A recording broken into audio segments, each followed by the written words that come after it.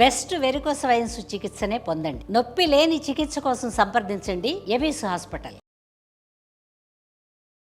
Suman TV ప్రేక్షకులకు నమస్కారం. ప్రస్తుతం మనతో పాటు ఉన్నారు బ్రహ్మశ్రీ డాక్టర్ ప్రదీప్ జోషి గారు. వారితో మాట్లాడి 2026 12 రాసుల వారి రాశి ఫలాలు ఏ విధంగా ఉండబోతున్నాయో ఇప్పుడు తెలుసుకుందాం. గురువుగారు నమస్కారం. గురువుగారు, శ్రీమాత్రే 2026లో మీన రాశి వారి రాశి ఫలం ఎలా ఉండబోతుంది గురువుగారు? డిసెంబర్ 5వ తారీఖు 2025 రోజున ఆ రోజుటికి గ్రహస్థితి ఏముంది, డిసెంబర్ 6వ తారీఖు కింద లెక్క వేసుకుందాం.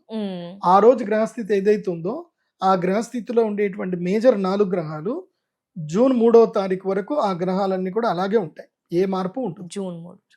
సో ఫస్ట్ మిథున రాశిలో గురుగ్రహం ఉంటాడు, మీన రాశిలో శనిగ్రహం ఉంటాడు, శతభిష నక్షత్రంలో కుంభరాశిలో రాహుగ్రహం ఉంటాడు, సింహ రాశిలో కేతుగ్రహం ఉంటాడు. ఈ 4 గ్రహాలు 2026 మొత్తం కూడా ఇట్లాగే ఉంటాయి. ఒక్క గురుగ్రహము జూన్ 3వ తారీఖు తర్వాత గురువు కర్కాటక రాశి లోపలికి ఎంటర్ అవుతాడు జూన్ 3 తర్వాత.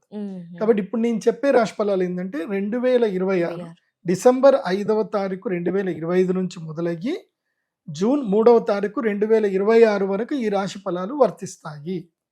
గుర్తుపెట్టుకోండి. మళ్ళీ జూన్ 3వ తారీఖు తర్వాత మళ్ళీ మొత్తం స్ట్రాటజీ మారుతుంది. మళ్ళీ అప్పుడు ఇంకొక రాశి ఫలాలు చేస్తాను. అప్పుడు అది కూడా 2026, కాకపోతే హాఫ్ ఆఫ్ ద 2026 ఒక వేరియేషన్ ఉంటుంది, మళ్ళీ 2026 హాఫ్ ఆఫ్ ద వేరియేషన్ వేరే ఉంటుంది.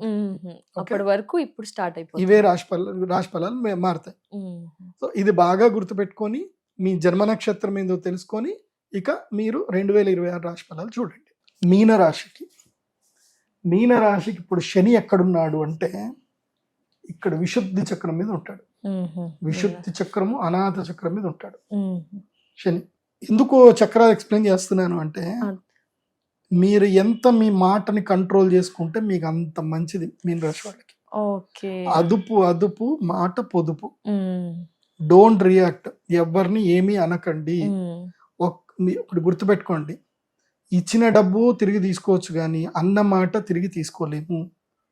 ఒకసారి ఆ మాటతో ఎవరైనా హట్ అయ్యారనుకోండి, తిరిగి మీరు ఇంత సారీ చెప్పినా హట్ అయింది పోదు, మనసు విరిగిపోయింది అని అంటారు.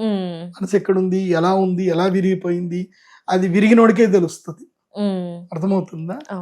మనసు విరిగింది అని ఎవడైతే అజమాయిష్ చేసి సినిమాల్లో డైలాగులు చెప్తారు, కానీ మనసు విరిగి కళ్ళలో నుంచి నీళ్ళు వస్తాయి చూడండి, అది నాట్ రివోకబుల్ అది. కాబట్టి మీనరాశి వారు రిలేషన్షిప్స్ల విషయంలో కానివ్వండి, మీ సేవకుల విషయంలో కానివ్వండి చాలా ప్రేమగా ఉండండి. మాటలు అదుపులో పెట్టుకోండి. మాటల వల్ల చాలా నష్టపోతారు, ఆస్తులు నష్టపోతారు, కొత్త శత్రువులు పుట్టుకొస్తారు, డబ్బులు పోతాయి. ఫోన్లలో తక్కువగా మాట్లాడండి. కర్ణపిశాచిని ఎంత దూరం పెడితే అంత మంచిది. మీకు ఇప్పుడు ఏమైనా చేయగలిగితే అప్పు చేసుకోండి, ఇల్లు కొనుక్కోండి. ఏదైనా ఇల్లు కొనుక్కోండి, అపార్ట్మెంట్ కొనుక్కోండి, ఫ్లాట్ కొనుక్కోండి, ఇండిపెండెంట్ హౌస్ కొనుక్కోండి, ఏదైనా అప్పు చేయండి. ఎందుకోసమంటే ఇప్పుడు అప్పు చేస్తే తప్ప మిమ్మల్ని ఎవడు కంట్రోల్ చేయలేడు. అప్పు చేసి మిమ్మల్ని మీరే కంట్రోల్ చేసుకొని ఏదో పని చేయాలి. సో వృధాగా తిరగకండి, కష్టపడండి, పని చేయండి, మంచిగా ఉండండి. అప్పులు అంటే 5 రూపాయల వడ్డీలు, 2 రూపాయల వడ్డీలు అవి చేయకండి. 80 పైసల వడ్డీలో అప్పులు చేయండి. ఇల్లు కొనుక్కోండి. ఎందుకోసమంటే శని దుఃఖం కలిగిస్తాడు. శని దుఃఖం కలిగించేటప్పుడు ఏంటంటే నీ గృహయోగం వచ్చింది అనుకోండి, ఇల్లు కొనుక్కున్న వాడిని శని ఏమనడు, అదొకటి ఉంటుంది. ఇంటివాడైపోయాడు అనుకో, సర్లే పెళ్లి చేసుకున్నావు, ఇంట్లో ఉన్నావుగా, మంచిగా ఉంది. అందుకే ఆసనే పుత్ర పీడాస్తు శయనే భర్తృపీడనం అని చెప్పేసి భోజనే అతిథి పీడాస్తు అని అంటారనమాట. సో శని ఏంటంటే అతిథి పీడ కలిగిస్తాడు, భార్య పీడ కలిగిస్తాడు, పుత్ర పీడ కలిగిస్తాడు. సో ఇవి కూడా పీడ కిందకి లెక్క. ఇప్పుడు ఇల్లు కొనుక్కున్నావు అనుకో, అప్పు కూడా పీడనే కదా, అప్పు ఒక పీడనే. కాకపోతే దాన్ని ఓకే వీడికి అప్పు ఉంది కదా, ఇంకా వీడిని ఏమన్నా వదిలేస్తాడు.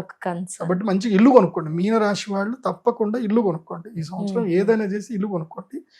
ఆ ఎఫర్ట్స్, ఆ కష్టము, ఆ బాధ అంతా కూడా దాన్ని కొట్టుకొని వెళ్ళిపోతాయి. బిజినెస్ ఏమైనా అలా చేయొచ్చు? బిజినెస్ చేయొచ్చు, కానీ స్టేబుల్ బిజినెస్ చేయండి. ఎక్కువగా రిస్కీ బిజినెస్లు చేయొద్దు. ఆప్షన్స్, ఇంట్రాడేలు, ట్రేడింగ్లు చేయకండి. సింపుల్ బిజినెస్లు ఏమైనా చేసుకోండి. రొయ్యల వ్యాపారం చేయకూడదు, చేపల వ్యాపారం చేయకూడదు. ఏమైనా పరిహారం తెలియజేస్తారా గురుగారు? మీనరాశి వారు నీలాల మాల ధరించండి, తప్పకుండా మయూరమాల ధరించండి. మయూరమాల ధరించి ఆంజనేయ స్వామి దీక్ష తీసుకోండి. మ్మ్. ప్రతిరోజు హనుమాన్ చాలీస తప్పకుండా చదవండి. ఎవరిని విమర్శించొద్దు, మధ్యవర్తిత్వ వ్యవహారాలు అస్సలు చేయకూడదు, కొట్లాటలకు పోవద్దు. ధన్యవాదాలు గురువు గారు. నమస్కారం. శ్రీమా.